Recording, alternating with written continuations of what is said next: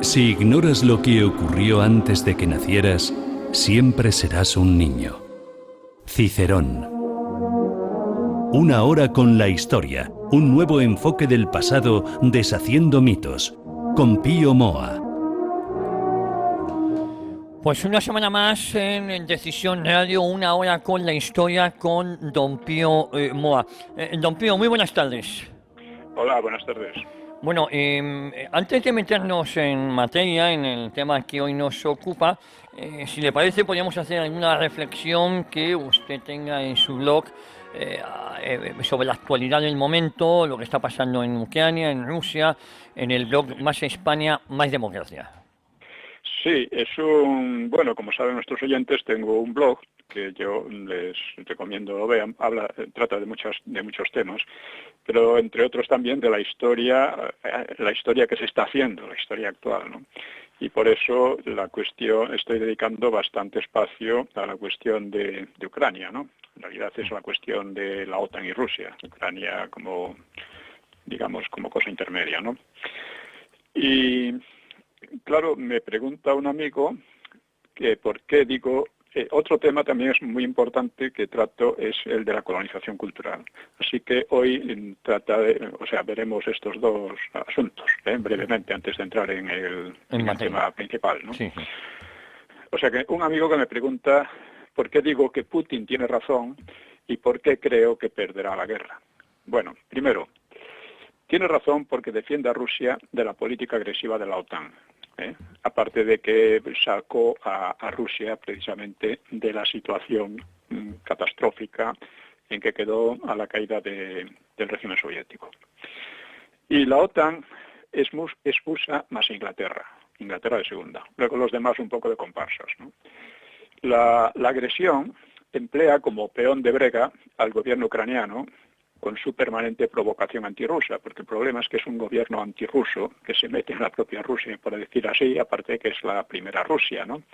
La Rus de Kiev. Y es el origen de la propia Rusia. Bueno, pues este peón de la OTAN es una grave provocación y una grave amenaza para Rusia, ya que quiere entrar en la OTAN. De hecho, lo está, en la práctica, y obra como peón de la OTAN, ¿no? Uh-huh.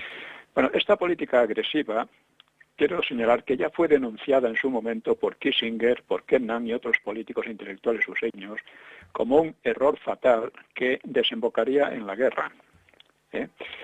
Pero, en cambio, se ha seguido precisamente la política belicista, la política hacia la guerra, por parte de la OTAN, sobre todo, es decir, de USA e Inglaterra, ¿no?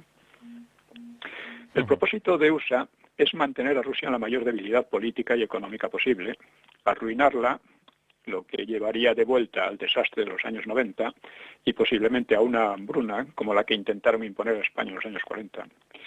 Y probablemente aspiran también a fracturarla en varios estados, una política que han seguido también en otras partes, ¿no? Por poner un ejemplo, después de la Primera Guerra Mundial en el mundo árabe, ¿no? Lo dividieron en una serie de estados artificiales inventados por Inglaterra para quedarse con el petróleo, básicamente, ¿no?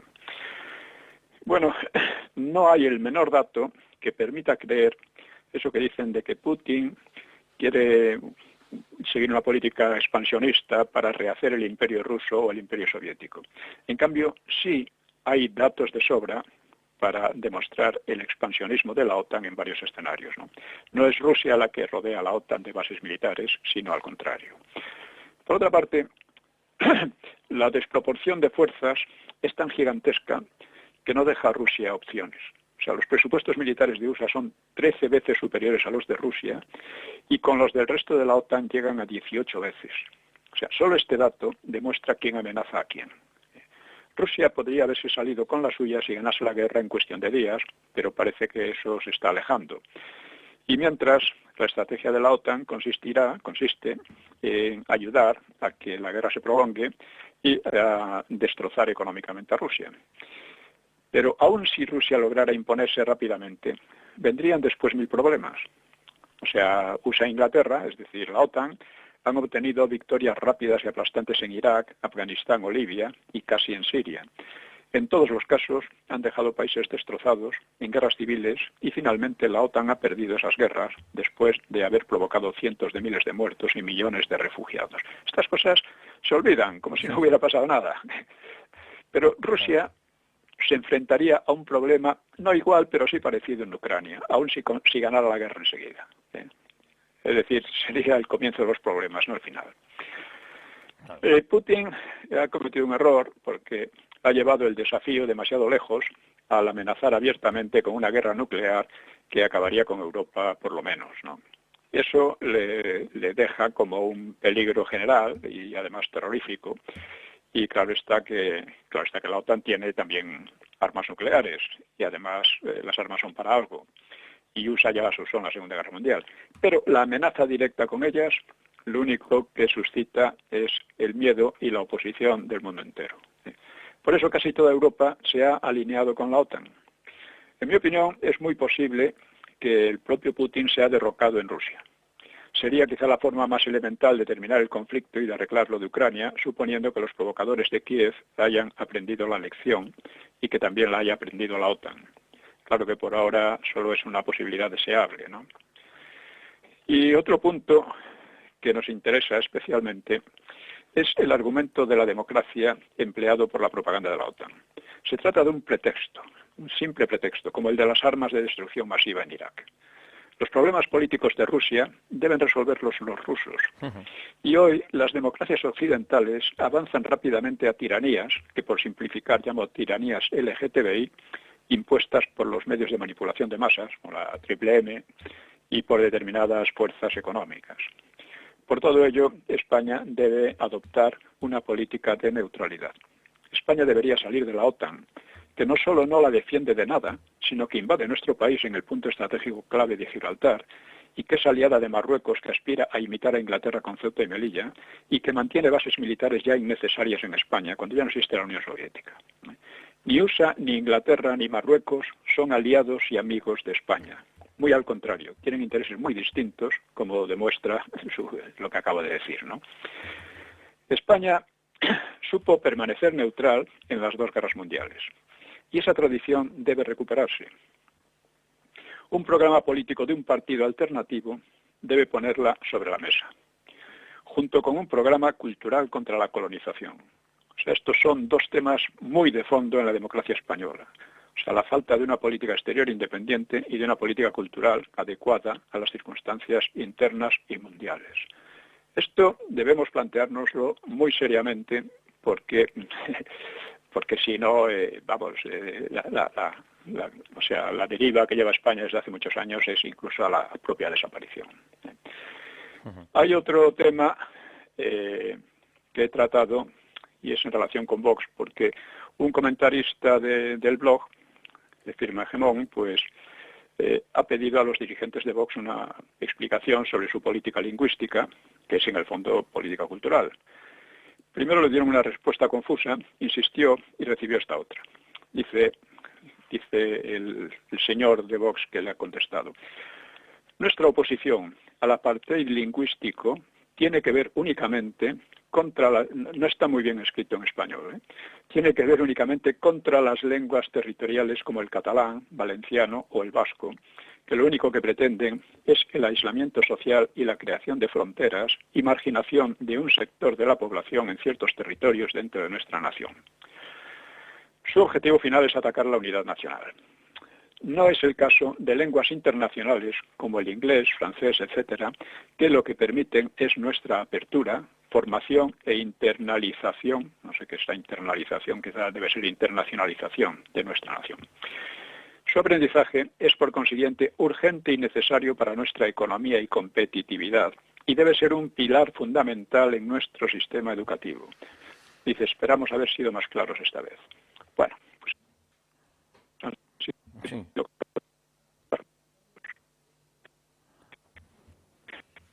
Las clases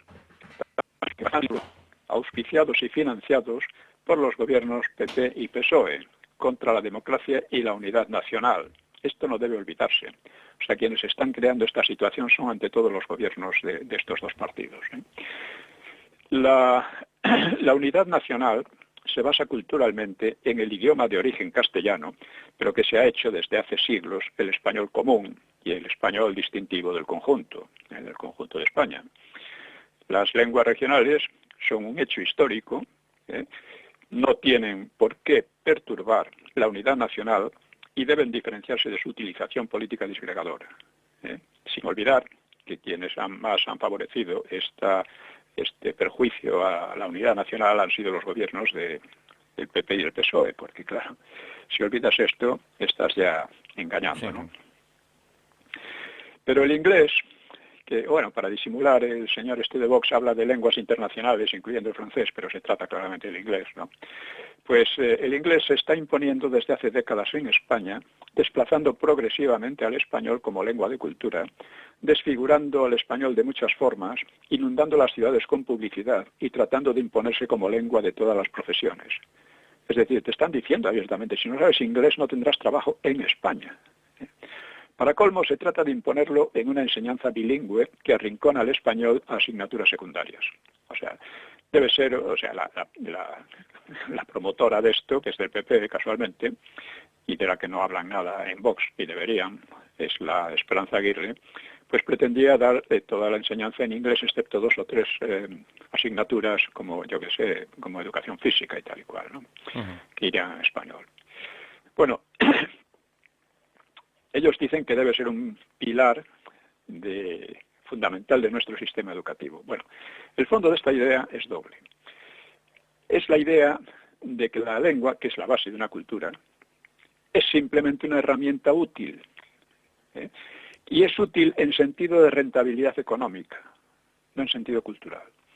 Y claro está que hoy por hoy el inglés es mucho más útil y mucho más rentable que el español, y que con esas políticas el español será cada vez menos competitivo, como ellos dicen. Es un argumento que utilizan también los separatistas. ¿Para qué ser bilingües en catalán y español si nos resulta muchísimo más útil y más rentable serlo en catalán e inglés? Es decir, que vemos que las dos cosas se combinan. El hecho es un hecho del que estos señores de Vox, que no creo que sean todos ni mucho menos, ¿no?, pero que se hacen los desinformados, pues es el argumento exactamente del PP, ¿no?, el que decía Rajoy, la economía lo es todo, ¿no? Y la realidad es que esa política tiende a imponer en España el inglés como lengua superior, a desplazar al español, y lo está haciendo ya, y que es una amenaza mucho más grave que la de los separatismos, porque además se combina muy bien con la de los separatismos. Una cosa es que aprenda inglés quien lo necesite o le guste, y otra, esa imposición contra el español con argumentos de economía y competitividad. En la enseñanza, el inglés debe estudiarse como lo que es, una lengua extranjera, más o menos útil para unos o para otros. Es interesante además no solo por la utilidad, porque el inglés es una importantísima lengua de cultura, y como otros idiomas, pues interesará a mucha gente al margen de si les resulta rentable o no. Por interés cultural, simplemente, ¿no? Claro. Bueno, esta política colonizadora y culturicida contra el español, creo que la sostiene en especial Espinosa de los Monteros. Hace años repliqué en Twitter a su jactancia de que él educaba a sus hijos en inglés, prácticamente como lengua del futuro, en lugar de educarlos en la lengua regional, que era mirar al pasado o cosa parecida. También los separatistas dirán que prefieren educar a sus hijos en inglés, que es más rentable que el español, ¿no? Y así se apoyan mutuamente unos y otros. A Vox le conviene ir abordando estos temas de los que nadie quiere hablar, como pasa con Gibraltar, la neutralidad y similares. Son problemas fundamentales, mucho más que las interminables comidillas de los políticos, y deben ser puestos sobre la mesa ya. La situación general en España se parece a un edificio cuyos cimientos estuvieran siendo socavados, mientras los vecinos estarían discutiendo idiotamente sobre si conviene pintar la fachada de verde o de rosa. El análisis político en España pierde de vista las cosas fundamentales, pierde de vista la historia y se dedica al cotilleo de si un político es más listo que el otro, va a sacar más votos o menos votos, estas historietas, ¿no? Sí, sí. Esto, en fin, yo en mi blog es precisamente lo que trato es de abordar estas cuestiones que, por lo que veo, casi nadie quiere abordar, pero que hay que abordarlas. Bueno, con esto yo creo que podemos Pues pasar a... pasamos al al tema otro que tema. hoy nos ocupa, ¿no? Estábamos en ese contexto de España al finalizar la Segunda Guerra Mundial, don Pío. Sí, eso es. España vemos como Franco toma medidas rápidamente. Sobre todo, la medida que toma es garantizar la unidad política del régimen en un momento en que hay muchas grietas, se abren muchas grietas por el miedo, por la idea de que a los vencedores de la guerra mundial les bastaría soplar un poco sobre España para imponer sus designios, ¿no? Y Franco, como repito, terminaba dice, según él, los sucesos del mundo no hacen más que valorar la clarividencia del movimiento nacional español que ha permitido a nuestra nación salvarse de la más honda de las crisis porque el mundo ha pasado y le permite enfrentarse hoy segura y serena con el porvenir. Bueno, seguro y sereno estaba Franco y algunos más, pero afortunadamente fueron los que prevalecieron. Había muchos que no estaban nada seguros ni nada serenos y que estaban casi compitiendo por ver quién se hacía lo más simpáticos a los que aspiraban a tutelar a España. Bueno, el 17 de julio, pues que es del 45, que es cuando Franco señaló estas cosas, pues volvían a reunirse los tres grandes en la conferencia de Potsdam. O sea, hemos visto la conferencia de Yalta, en la que prácticamente habían determinado que el franquismo se iba a acabar, y ahora se reunían en Potsdam, una zona de Berlín. Ya habían vencido, claro, lógicamente. Stalin se retrasó un día, algunos sospechan que por un conato de infarto, y Truman llegaba allí con un triunfo sin paralelo, porque la víspera había sido detonada con éxito la primera bomba atómica en Alamogordo, en el desierto de Nuevo México. Esta era un arma definitiva que ni siquiera el ejército rojo podía desafiar, porque en aquel momento el ejército soviético era imbatible, ¿no? Cuando dicen que si les dejaron llegar a Berlín, no les dejaron, es que eran los más fuertes y llegaban allí, por narices, ¿no?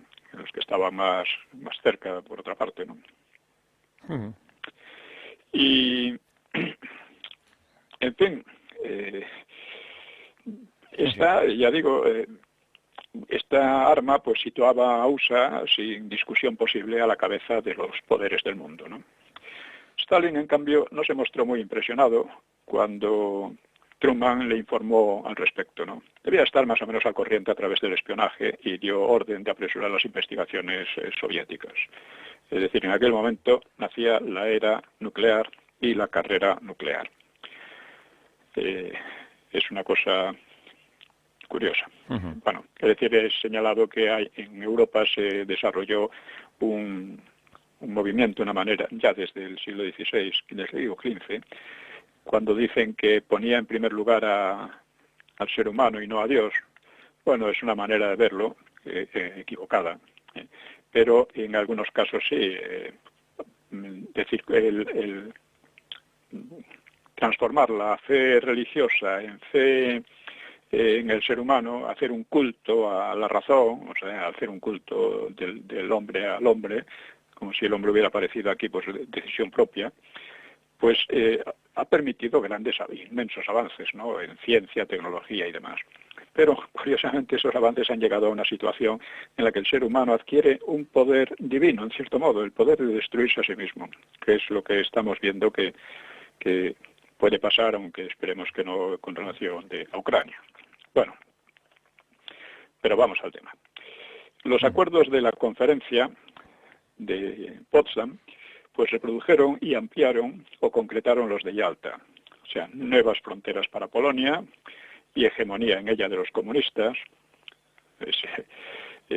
la frase que fue una traición de Occidente a los polacos, pues no es del todo justa, porque, bueno, esta se hizo común en Polonia y Checoslovaquia para definir la actitud de los anglosajones en relación a los soviéticos, pues no es del todo justa porque, insisto, el ejército soviético era imbatible en aquel momento, ¿no? Salvo con bombas atómicas, que tampoco había muchas, ¿no?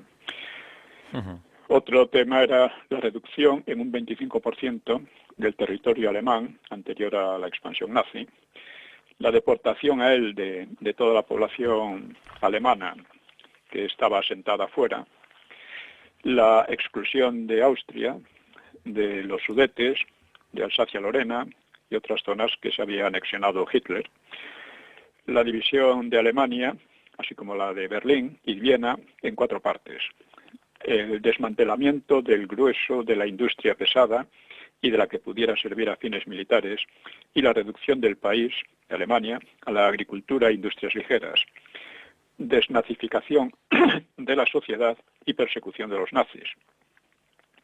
Reparaciones de guerra, o sea, la Unión Soviética absorbería las correspondientes a Polonia, las reparaciones debidas a Polonia, y también salió de allí una declaración sobre los términos de la rendición que se iba a exigir a Tokio y que Stalin no suscribió.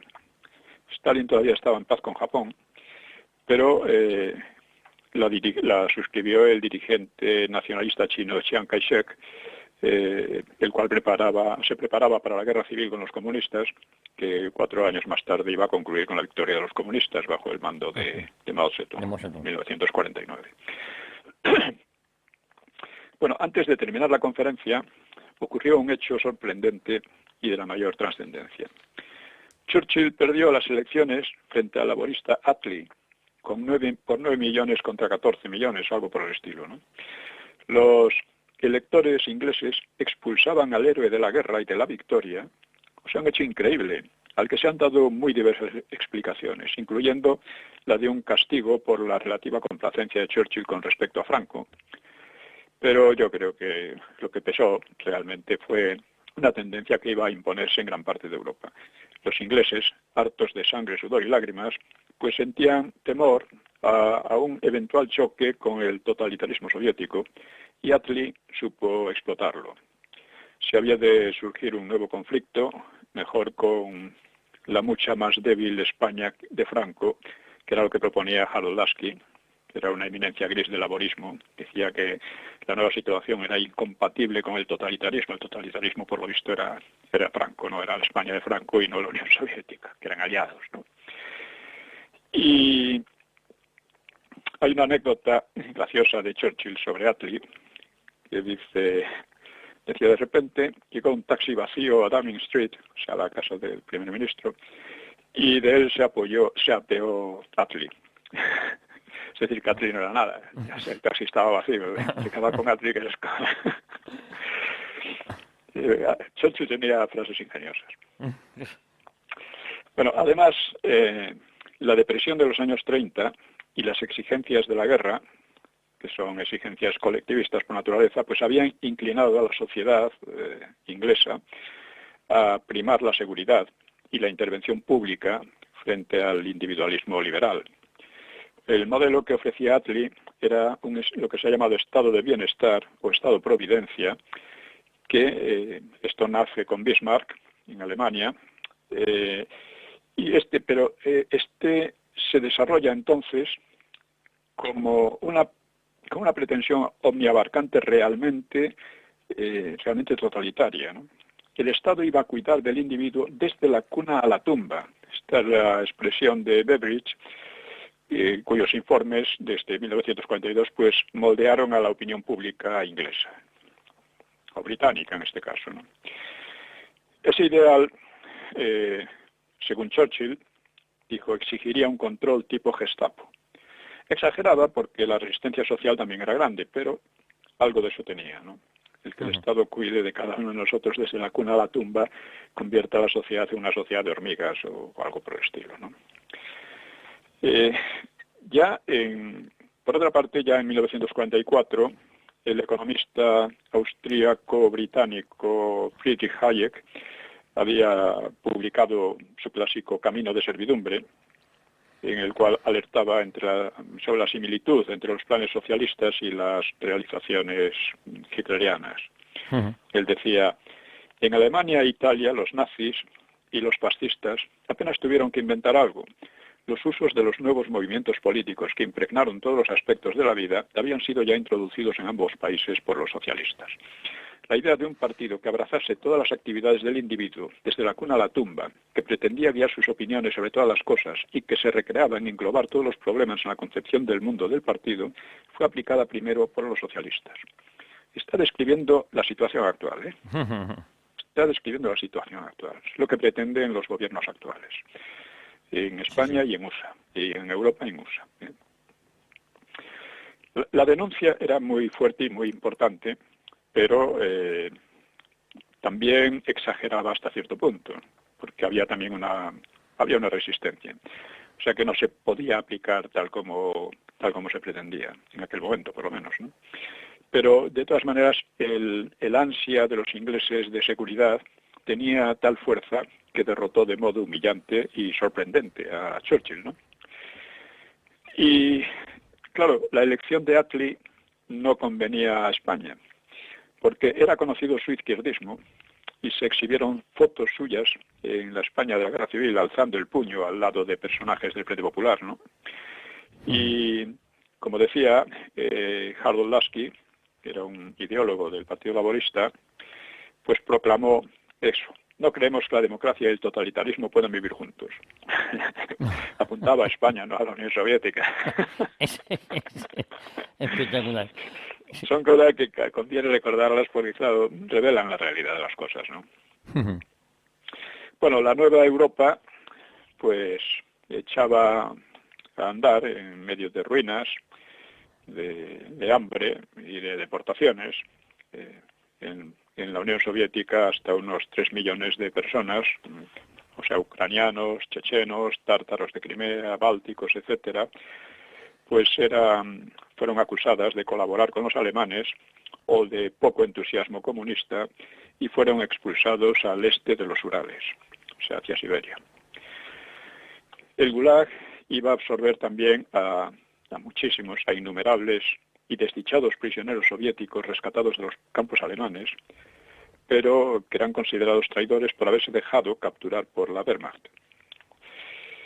Y más masivas todavía fueron las expulsiones de alemanes de Prusia Oriental, Silesia, Pomerania y de otros países, donde a veces llevaban siglos establecidos, como en Rumanía, en Hungría o Checoslovaquia, también en Holanda, Dinamarca, Noruega o Francia, donde fueron desposeídos de sus derechos y posesiones.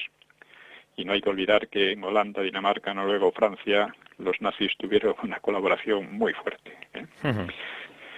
Los acuerdos de Yalta y de Potsdam pues iban a provocar la mayor emigración forzada de la historia, que se ha estimado entre 13 millones y 16 millones y medio de personas, en tales condiciones que causaron la muerte, según cálculos tradicionales, entre 2 y 3 millones de personas, aunque otros lo rebajaban entre 500.000 y 1 millón, las cifras realmente muy altas de todas formas, ¿no? Los soviéticos ya habían deportado a Siberia a los alemanes, que llevaban siglos asentados en el Volga, y se llevaron de Alemania a cientos de miles más, junto con cientos de fábricas, para usarlos de mano de obra forzada, ¿no? También en Francia y por ahí se utilizó a los prisioneros alemanes como trabajo esclavo. Sí. Conviene decir que las maldades están bastante repartidas, ¿no? Bueno, los prisioneros alemanes sufrieron un duro maltrato, no solo de parte soviética, sino también de USA y de Francia, pese a que el comportamiento nazi con los prisioneros occidentales, al contrario que con los rusos y polacos, porque digamos que estos tenían cierta razón de venganza bastante lógica al maltratar, vamos a decir, a los prisioneros alemanes, maltratar de una manera brutal, ¿no? Pero los otros no tenían eso, porque en general en la parte occidental los alemanes habían respetado las leyes de la guerra, ¿no? Fue disuelta la Cruz Roja alemana y se impidió a la Cruz Roja Internacional prestarles ayuda. La ayuda debía reservarse para los no alemanes. Multitudes de prisioneros, incluyendo un número de civiles, fueron confinados con alambradas en terrenos abiertos, sin albergues ni medios sanitarios y sometidos a una dieta de hambre, con la consiguiente mortandad por inanición y por enfermedades. Un escritor canadiense, James Buck, en el libro Other Losses, o sea, Otras Pérdidas, menciona 700.000 y hasta 1 millón de víctimas, las cifras difíciles de creer, y que otros han reducido a unas 50.000, aunque la controversia, como sobre tantos otros datos de esta guerra, pues continúa. Por otra parte, Eisenhower pues transfirió a los rusos cientos de miles de prisioneros y también, condenando a muerte a la mayoría, pues a los rusos de Blasov, que en el último momento se habían revuelto contra los alemanes, ayudando a la población de Praga en su revuelta final, ¿no? Se atribuye al general useño Lucius Clay la frase: los alemanes deben sufrir hambre y frío, pues ese sufrimiento les hará comprender las consecuencias de una guerra que ellos causaron. Es cierto que la causaron, pero no solo ellos. Hubo ahí también muchas otras responsabilidades. Eisenhower preconizó una política implacable y que los alemanes se asen en su propia salsa. La reconstrucción industrial del país fue obstruida para reducirlo a la agricultura y poco más, de acuerdo con el llamado Plan Morgenthau, que fue aplicado en parte. Durante años la miseria ocasionaría tasas muy altas de mortalidad, también de mortalidad infantil. Yo me acuerdo una vez haciendo autostop por Alemania, cuando era joven, pues me recogió un alemán que había sido, no recuerdo si capitán o marinero en un submarino, ¿no? Tenía una gran cicatriz que le tapaba media cara, ¿no? Sí. Y me decía que después de la guerra habían tenido que comer cortezas de árbol, cualquier cosa, porque pasaba un hambre terrible. Y que quienes más les habían ayudado eran los negros del ejército useño. Los otros, en cambio, fíjate que es una cosa curiosa, teniendo en cuenta el racismo de los nazis. Pues decía, no, los negros se portaban bien con nosotros, nos daban cosas, los blancos nada. Los blancos, además, otra cosa que hacían era prácticamente prostituir a las mujeres alemanas, porque, claro, no tenían que dar de comer a su familia, ¿no? En fin. Bueno, Francia, Italia, Inglaterra tampoco se libraron de una situación muy mala, ¿no? De graves estrecheces, hasta que el Plan Marshall, en el verano de 1947, pues vino en su ayuda. El Plan Marshall benefició, por orden de cantidades desembolsadas, a Inglaterra, Francia, Alemania, Italia, Holanda, Bélgica, Austria, Dinamarca, Noruega, Suecia, Grecia, Suiza, Irlanda, Turquía y Portugal. Fue ofrecido a los países bajo control de Stalin, pero este les obligó a rechazarlo y, por supuesto, se le negó a España. Con lo cual, yo creo que, visto desde el punto de vista histórico, pues está muy bien. No tenemos esa deuda que tienen todos los demás. España se reconstruyó con sus propias fuerzas, en medio de grandes dificultades y estrecheces, pero se reconstruyó. O sea, fue una gran victoria, si lo vemos así. Bueno, por consiguiente, el racionamiento, siempre hablan del racionamiento en España en los años 40, bueno, pues en toda Europa lo había, ¿no? En casi toda Europa. Solo los primeros que prescindieron de él fueron los alemanes y casi de manera clandestina, porque los aliados no se lo permitían. Bueno, pues el racionamiento, el mercado negro, hambre y subnutrición, pues continuó en la mayor parte del continente y en la misma Inglaterra hasta entrada la década de 1950, como en España. Bueno, una consecuencia más indirecta de Potsdam fueron las bombas atómicas sobre Hiroshima y Nagasaki. Las motivaciones y los entresijos de estas bombas pues han generado una polémica sin fin, ¿no? Unos meses antes había tenido lugar en la isla de Okinawa la mayor batalla combinada aeroterrestre y naval de la historia, entre más de 500.000 soldados useños, algunos ingleses, con absoluta superioridad aeronaval, y unos 100.000 japoneses. La lucha había durado casi 3 meses, del 1 de abril al 21 de junio, y los invasores, o sea, los useños, vamos, básicamente, habían tenido más de 50.000 bajas, 12.500 de ellas mortales, y perdido numerosos barcos y aviones. En cambio, los japoneses tuvieron 60.000 militares y 150.000 civiles muertos, más 17.000 heridos. Es decir, el coste de la victoria había sido muy alto y permitía calcular el tiempo y las víctimas que una invasión de las principales islas japonesas iba a suponer. O sea, sin Okinawa había sido tan difícil, pues en Hondo, Nippon, pues, y otras pues iban a ser aún mayores, ¿no? Se suponía. En Potsdam, los aliados habían exigido la rendición incondicional con el juicio de los dirigentes japoneses, ocupación del país, reparaciones, pérdida de todas las anexiones, que fueron imposiciones rechazadas por Tokio. En consecuencia, y según la interpretación más habitual, Truman decidió utilizar la bomba atómica para evitarse nuevos Okinawas, aumentados, corregidos y aumentados, ¿no? Y sus enemigos dicen que en realidad a quien quería impresionar era a Stalin, porque la alianza con Stalin, como decía Franco, eso no va a durar mucho. Y efectivamente estaban ya, que habían sido tan aliados, amigos, pues ya empezaban a mirarse a los ojos de otra manera. Y eso, en fin, las dos cosas fueron reales, o sea, impresionar a los soviéticos y, por otra parte, evitarse demasiadas bajas en la conquista del resto de Japón, ¿no? Y el 6 de agosto, la aviación useña dejó caer la primera bomba sobre Hiroshima y 3 días después sobre Nagasaki. La cuantificación de las víctimas sigue generando controversia, como pasa siempre, ¿no? Lo mismo pasó con Dresde, Hamburgo y otras muchas, ¿no?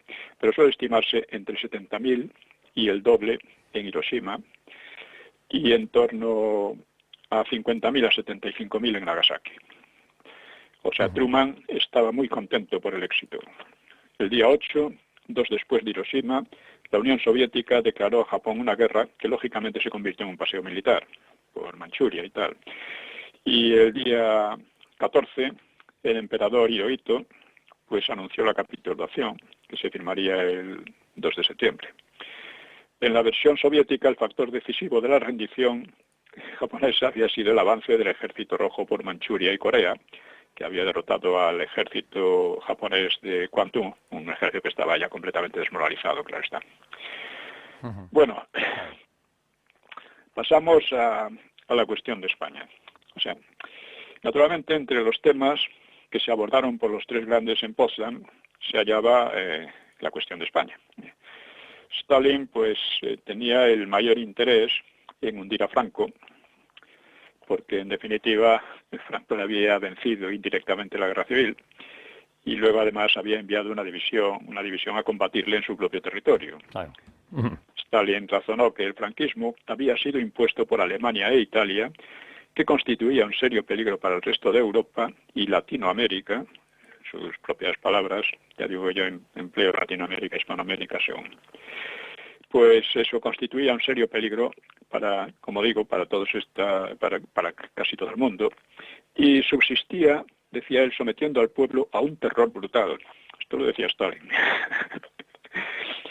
Claro, ninguna de esas acusaciones era cierta. O sea, ni había sido impuesto por Italia y Alemania, ni suponía un peligro para nadie, ni había entrado en la guerra. Y además España no sufría un terror brutal, ¿no? Pero las 3 acusaciones podían respaldarlas fácilmente Churchill y Truman. Sin embargo, no ocurrió del todo así. Truman escribirá: sugerí que pasáramos a la cuestión de España. Churchill dijo que su gobierno sentía una profunda aversión por el general Franco y su gobierno. Pero, dijo, la política española era algo más que las groseras caricaturas sobre Franco. Dijo que no era partidario de intervenir en los asuntos de un país que no había molestado a los aliados y creía que era un principio peligroso interrumpir las relaciones por la conducta interna de España. Deploraría, dijo, cualquier cosa que pudiera conducir de nuevo a España a la guerra civil. Señaló que la Carta de las Naciones contenía una provisión contra interferencias en los asuntos internos de cualquier nación y que sería incoherente, mientras se disponían a ratificar la Carta de la ONU, recurrir a cualquier acción prohibida en ella. Esto es así exactamente. Ujú. O sea, porque además no se ha cumplido después. USA ha estado interviniendo, ingiriéndose en los asuntos internos de muchos países, de Rusia en particular ahora, con toda naturalidad. Pero claro, Stalin insistió. Dijo, no se trata de un asunto interno, puesto que el régimen de Franco había sido impuesto al pueblo español por Hitler y Mussolini. Pero claro, él veía que ya no tenía tanto ambiente y dice, si la ruptura de relaciones sonaba muy fuerte, indicó, podían buscarse otros medios. Dice, se daba por supuesto que los tres grandes podían resolver tales cuestiones y que no deberíamos tolerar ese cáncer en Europa. Churchill reiteró su postura.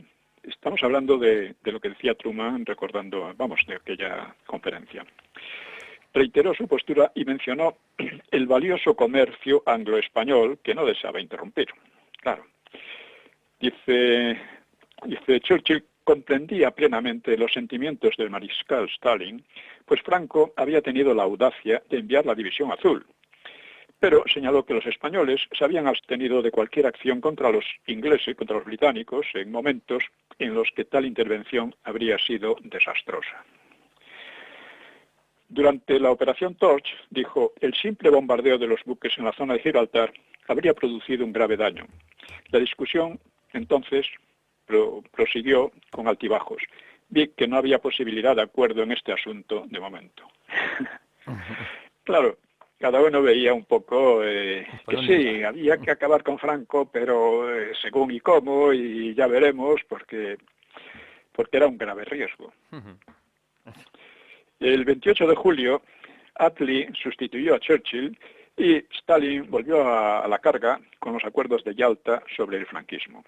Finalmente, la nota pública de la conferencia de Potsdam declaraba que los tres grandes repudiaban la integración de España en las Naciones Unidas, justificándolo en sus relaciones con el Eje, su carácter político y su íntima asociación con los estados agresores, tan íntima que no agredió a nadie.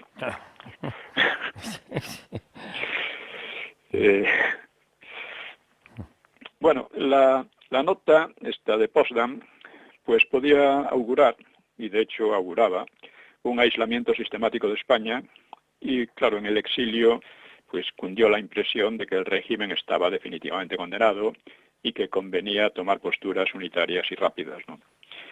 Negrín aceptó solventar con los de México el problema de la legitimidad, o sea, con Prieto y compañía. Recordemos que estaban siempre peleándose porque cada uno decía que el gobierno legítimo de la República, o sea, el Frente Popular, que eran ellos, ¿no?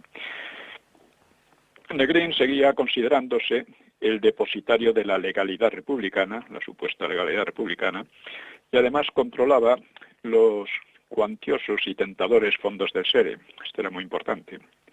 Él se había llevado unos tesoros enormes para garantizarse que en el exilio podía seguir determinando la política del Frente Popular, ¿no? Sus rivales pues habían utilizado las Cortes para pasar sobre la supuesta legitimidad de Negrín, pero no habían logrado quórum. Según la Constitución del 31, el presidente de la República debía ser elegido por las Cortes y un número de compromisarios igual al de diputados. Y el problema pues se resolvió convocando de nuevo las Cortes para nombrar presidente, con la esperanza de conseguir mayor afluencia de parlamentarios, cosa que lo preveían porque, claro, las circunstancias parecían tan optimistas que seguro que se apuntarían todos, ¿no? Entonces Negrín dimitiría formalmente y el nuevo presidente de la República le renovaría la confianza para formar gobierno con representantes de los partidos de izquierda y separatistas. Y así todos quedarían satisfechos. Pero tampoco esta vez consiguieron el quórum. Asistieron 96 exdiputados, todos de izquierda, pero arbitraron la solución, que no era legal, de la adhesión por correo. Y así sumaron 34 más y decidieron que bastaban, que ya estaba bien. El 17 de agosto, los reunidos, bajo la protección del PRI mexicano, el Partido Revolucionario Institucional, de hecho un partido dictatorial, ¿no?, pues eligieron presidente de la República a Diego Martínez Barrio, que era un masón de alto nivel, que antes del alzamiento del 18 de julio había intentado sin éxito una avenencia con los sublevados, a costa de los revolucionarios, claro. Y a continuación, Negrín presentó ante él la dimisión como jefe de gobierno, para encontrarse con la demoledora sorpresa de que Giral no le otorgaba la confianza a él, sino a Giral. A ver, no sé si entendemos bien la maniobra. Se formaría un gobierno, de nuevo, que sería del Frente Popular, con apariencia legal, y entonces Negrín dimitiría, y a continuación el jefe de Estado, que nombraron a Martínez de Barrio, pues le daría de nuevo la confianza para que gobernase. Y así se evitaría todos los problemas que había habido hasta entonces sobre la legitimidad. Pero le jugaron al pobre Negrín la pésima pasada de nombrar a otro, de nombrar a Giral. Giral había sido el que había armado a los sindicatos y empezado, en fin, la contienda. la revolución Sí. aquella, no sé. Bueno, este desplante, esta broma, esta trampa Negrín, pues se explica no solo por las rencillas pasadas, sino también porque el objetivo primordial del nuevo gobierno era impresionar favorablemente a los anglosajones. Y claro, no iban a conseguirlo con quien representaba después de todo la revolución del Frente Popular y la colaboración con la Unión Soviética. Negrín, pues, se agotó, decepcionado y furioso, claro. Prieto mostró escepticismo hacia el nuevo gobierno, aunque algunos de los suyos entraron en él, algunos socialistas. Y a continuación resurgió la querella por el dinero, por los fondos. El gobierno mexicano arguyó con las denuncias y el malestar ante el manejo de los bienes de la JARE. La JARE era la organización que había montado Prieto con los fondos del Yate Vita, que se los había robado a Negrín. Era una gente curiosa. Se robaban entre ellos. Sí. Bueno, pero el gobierno mexicano se había hecho con gran parte de los bienes de la JARE, bajo las siglas que le habían cambiado CAFARE, Comisión Administradora de Auxilio a los Republicanos Españoles. Y puso lo que restaba a disposición del nuevo gobierno. O sea, se quedó con una gran parte y otra parte se la regaló al gobierno, ¿no? Al gobierno que iba a ser ahora de Giral. Negrín, naturalmente, rehusó entregar ni un céntimo del SERE y Prieto tampoco cedió lo que retenía de la JARE. Y los dos prohombres socialistas volvieron a acusarse por las cuentas respectivas. Los comunistas, pues, celebraron eufóricamente un pleno del partido, que lo inauguraron el 5 de diciembre con asistencia de 3.000 personas y 300 delegados, un cine de Toulouse, llamado el Cine Gaumont, o sea, muy cerca de la frontera pirenaica, ¿no? El pleno coincidió intencionadamente con el 50º cumpleaños de la Pasionaria, que la llamaba forjadora de nuestro partido, nuestra guía y jefe. Y la saludaba efusivamente un bardo, un poeta oficial que se llamaba Juan Rejano, de esta manera: Madre nuestra, panal, vena de fuego, amapola de héroe, guerrillera, a ti entre llamas de esperanza llego. Lo de guerrillera suena poco apropiado, pero el resto podía ser subjetivamente cierto. Si lo veían así, pues así sería. O sea, el partido abandonaba definitivamente su unión nacional, que tampoco juego diera en los años anteriores, y procuró acercarse al gobierno de Giral a través del PNV, que también participaba en él. Recordemos que el Frente Popular era una asociación de izquierdistas sovietizantes y de separatistas, vascos y catalanes. Sin embargo, a pesar de eso, evidentemente por inspiración de Moscú, el Partido Comunista continuó la guerra de guerrillas, el maquis, que parecía muy prometedora, porque, claro, iba a coincidir con el esperado boicot internacional al franquismo. O sea, que iba a tener las cosas fáciles, ¿no? La alegría de los monárquicos, pues, venía matizada por la inquietud, aunque Aranda proseguía cada vez más exaltado sus maniobras y promesas a diestra y siniestra, ¿no? Quindelán afirmaba en julio Digo los monárquicos, exagerando un poco. Una parte de los monárquicos era claramente franquista, veía que era un peligro lo que proponía don Juan y demás, pero otra parte estaba de su lado, entre ellos varios generales importantes, ¿no? Bueno, pues Quindelán afirmaba, dice, vendrá un cambio de régimen. El ejército unido permanecerá fiel a su rey. Pronto veremos en el trono de San Fernando el augusto exiliado de Lausana, nuestro rey don Juan III. Bueno, Franco, pues fastidiado, lo cesó y lo sustituyó por Vigón en la dirección de la Escuela Superior del Ejército, ¿no? El problema de los monárquicos consistía en que debían atraerse a los vencidos, que en realidad eran sus rivales y enemigos acérrimos, y también tenían que atraerse a la base franquista, que después de las experiencias habidas pues tenía muy poca ilusión por la corona, y menos si ésta llegaba haciendo cumplidos a los rojos. Claro. Recordemos que hablaban de poner a Prieto como primer ministro, nada menos. Los diarios de Gil Robles en aquellos meses pues traslucen la típica mezcla de esperanza y de desánimo, ¿no? Con una sentimentalidad poco coherente, pues expone el 27 de octubre el dilema al mencionar contactos con UGT e Izquierda Republicana. Dice él, escribe él, la inmensa mayoría de las derechas no quiere oír hablar siquiera, y es preciso confesar que con alguna razón, de un acuerdo con las izquierdas. No hay una España, sino dos Españas antagónicas, irreductibles, condenadas a destrozarse periódicamente, saltando de la anarquía a la tiranía sin solución intermedia. Quien intente buscar fórmulas de armonía está condenado al más estrepitoso fracaso. Yo tengo la amarga experiencia de los años en que propugné fórmulas de convivencia. Y sin embargo, pues asegura que es preciso intentar de nuevo esas fórmulas de transacción, aunque sean mucho más difíciles. Claro. Parecía creer que las viejas izquierdas y los separatistas seguían siendo fuerzas políticas imprescindibles cuando estaban prácticamente anuladas ya en España, ¿no? Y creían que conservaba una gran influencia en las masas. En realidad la habían perdido por completo. Sí.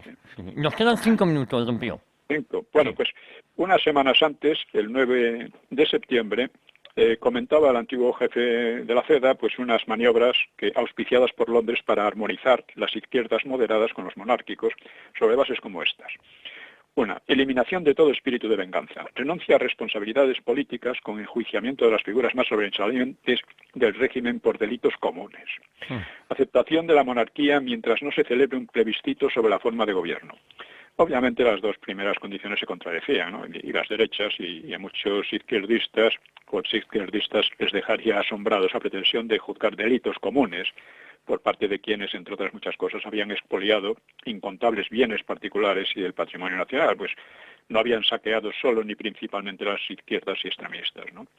La experiencia probaba asimismo que la izquierda nunca aceptaría un plebiscito favorable a la monarquía, mientras que consideraba irrevocable, ¿no? Lo contrario, ¿no? Si ganaba la monarquía sería provisionalmente y si ganaban ellos sería ya para siempre, ¿no? En noviembre, claro, naufragaba el intento de una nueva carta firmada por 500 personalidades que exigían la pronta restauración monárquica. Y el 3 de octubre anotaba Gil Robles. El embajador interino de Rusia, Novikov, al hablar en un mitin de la Organización a favor de los Refugiados Españoles, dijo, el general Franco será procesado como criminal de guerra. No había cometido ningún crimen de guerra, ¿no? Y añadió, aquellos que fuera de España siguen coqueteando con la idea de una restauración monárquica, les deberá tocar una parte de la responsabilidad moral que puedan hacer de una nueva guerra civil en España. O sea, estaban ya pensando en una guerra civil y ya echando las culpas por anticipado a los otros, ¿no? O sea, se mirase como se mirase, pues el programa del Maquis, porque ese era el programa del Maquis, consistía precisamente en una vuelta a la guerra civil con algún tipo de respaldo aliado, al modo como había sucedido en Francia y en Italia, ¿no? Y otro aspecto de la cuestión, pues que era de relieve en una anotación del 12 de julio de De Gaulle, sobre De Gaulle, tras una información que había enviado a De Gaulle sobre la situación española, pues comenta la respuesta del francés. Me manda decir que, según sus noticias, la mayoría de los conservadores recibió muy mal el manifiesto del rey. Claro, esto obstaculizaba la solución monárquica. Y De Gaulle calificaba a Franco de ese anacronismo que nosotros, junto con los rusos, nos encargaremos de que dure pocos meses. Pero claro, la verdad, esto no respondían a la necesidad de complacer a las poderosas izquierdas de su partido, ¿no? El Partido Comunista francés emergía como el más fuerte, ¿no? Y el más votado, ¿no? Y la preocupación de Gaulle quedaría bien dibujada en otra expresión. Y bueno, hay que hacer algo hay que hacer algo, porque la guerra civil en España puede significar la guerra civil en Francia. Y esta es la situación de conjunto que hizo que los aliados, los anglosajones, se tentaran mucho la ropa antes de invadir España. Antes de invadir España. Porque claro. las consecuencias podían ser nefastas, no solo en España, sino en el resto de Europa. Pues... Y, en fin, además Francia empezaba a tropezar con las rebeliones que iban a conducir a la liquidación de su imperio colonial. Por los mismos días de la rendición de Alemania, por ejemplo, unos disturbios en Argelia terminaron con la muerte de 103 europeos, civiles casi todos, y la represalia ordenada por de Gaulle incluyó ametrallamientos indiscriminados que acabaron con la vida de más de 1.000 argelinos, oficialmente, aunque suele estimarse que en realidad las víctimas no bajaron de 6.000. Algunos piernos se dedicaron a linchar a los presos, y la población argelina, que había contribuido a la guerra contra el Eje con miles de soldados muy apreciados por su arrojo, pues quedó traumatizada. Y ahí empezó, en cierto modo, la guerra de Argelia. Pues don Pío, si le parece lo dejamos aquí y continuamos con la promesa de continuar la próxima semana aquí en Decisión Radio en Una Hora con la Historia. Eso es. Pues, muy bien. Un abrazo muy fuerte, don Pío. Un abrazo para todos. Un abrazo. Muchas gracias.